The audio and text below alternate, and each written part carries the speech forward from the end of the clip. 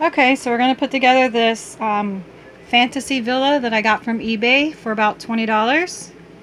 It's just a cutout that you piece together, made out of that very thin balsa wood. And I'm going to try to turn it into maybe kind of like a medieval castle for my son. Okay, so here are the instructions for building the fantasy villa castle, which is just number. So you would find 1 and the corresponding 1, 2, 3, 4, 5, and just put it together like that. Okay, so what I like to do is I like to find obviously where number 1 starts, which we have here. So we've got, see if you can see that, number 1, 2, 3, 4. So that's basically the beginning, which is this is the corresponding board. And then what I like to do is I just like to put a mark of what number is next to it. So 1, 2, 3, 4, and I try to just keep track of these numbers so that if I have to walk away from the project, it becomes a little easier to come back and know exactly where I'm starting.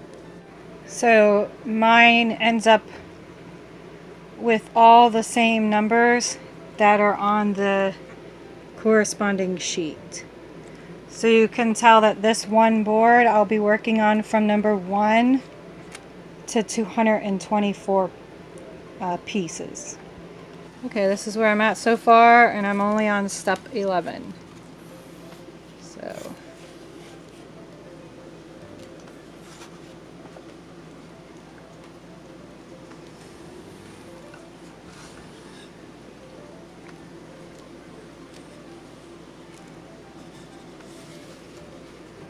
okay, so far I'm on step 28, and this is what it looks like.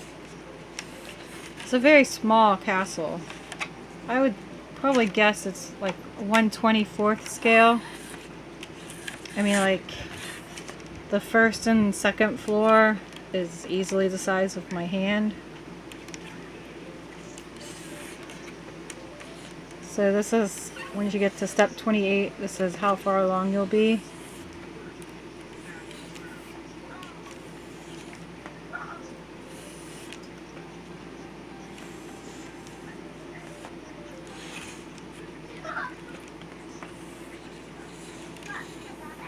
Okay. Number 27 is this back stair right there that's moving. And 29 right there. Took me a moment to figure that out. 28 is up here. And then a 28 and 30 are up here.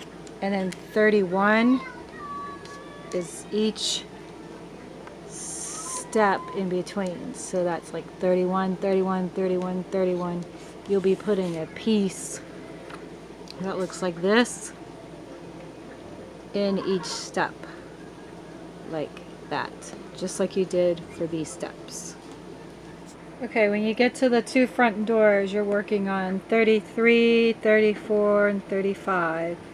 And down here are these look like 6s shapes. They go at the bottom. And then here's the doors. Here's one side. This is the shape of that. It goes in that little hook right there, that little piece down in it, and then you put the bottom of the door right there and you slide that in, and that's how you get your door opening and closing. And of course you have to glue it so that it stays in place. And then here's the other one. So again, you just put that there, and then the bottom goes in that 6 shape that you put down. You can see it. You slide it into those slots, and you put your door there, and you hook it right there into that slot right there. And then they go together just like that, and they can swing open and closed. Step 41 and 42 is right there. It's the banister. locks down into place. Right there, 41 and 42. Okay, step 44, 45, and 46 is connecting this banister into the foundation right there by the front door. Okay, so step 47, 48, 49, and 50 is this piece right here. And this piece goes right here midsection on top of the porch banister and clicks into the house that you already have. So I'm on about, step 50, and this is about how much of the house you have done right about step 50. Is that too loud? No, babe.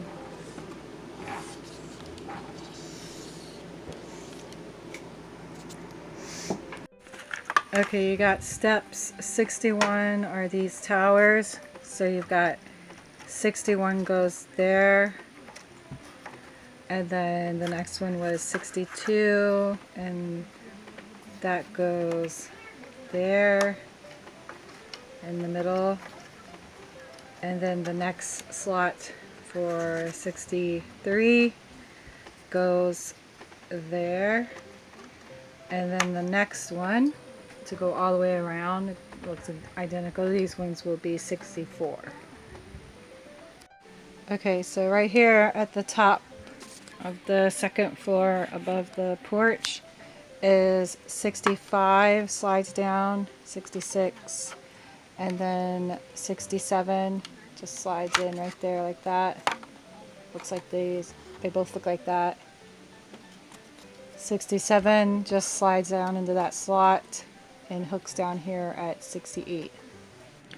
Okay, starting to get dark outside, so we're going to wrap this up for the day. This will be part 1. And I've left off on looking for 70, 71, and 72 to attach to the top of that tower right there. So when you get to 71, 72, 70, 71, and 72, your castle should look something like this.